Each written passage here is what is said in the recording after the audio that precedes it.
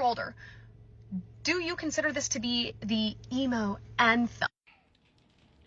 Go watch that video. The lady in that video, she's talking about late stage emos, thinking that Never Shout Never, a song from 2009, is the anthem, the emo anthem. And, you know, normally I wouldn't have time for this, but today I got time. I'm Ryan. I was in an emo band. I went to Taste of Chaos. I went to Warped Tour. I did all those things. And I'm like the oldest millennial there is, depending on how you chart this. I'm 38 years old. I was there when it happened. Not only was I there, I was coming of age. I hit at the perfect time. So yes, this is going to be a little pretentious, and yes, it's going to be a little gatekeepy, but no, that's not the anthem.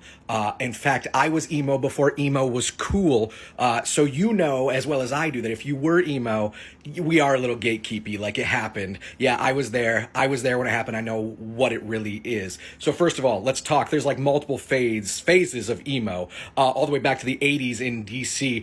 Nobody really listened to that, right? To Spring or whatever, like none of us would have listened to that. That's like our parents, that's Gen X or something. We didn't do that. We came along, it started in basically 1999. So if you wanted to really deep dive, you might say it was, I don't know, American football, or it might have been Jimmy Eat World. They were 2001, or it might have been Dashboard Confessional, Screaming Infidelity in 2000. If you want to go back, maybe the Get Up Kids. That was my first taste of emo. Valentine by the Get Up Kids. Maybe any of those work. But here's the thing.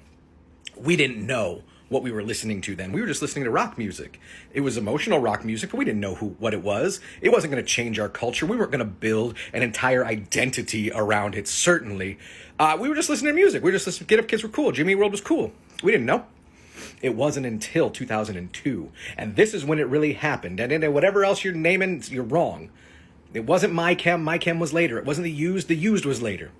It happened in 2002 with Taking Back Sunday, with Tell All Your Friends, with the song You're So Last Summer, when all of us collectively found out we were emo, singing, "The truth is you could slit my throat, and with my one last gasping breath I'd apologize for bleeding on your shirt."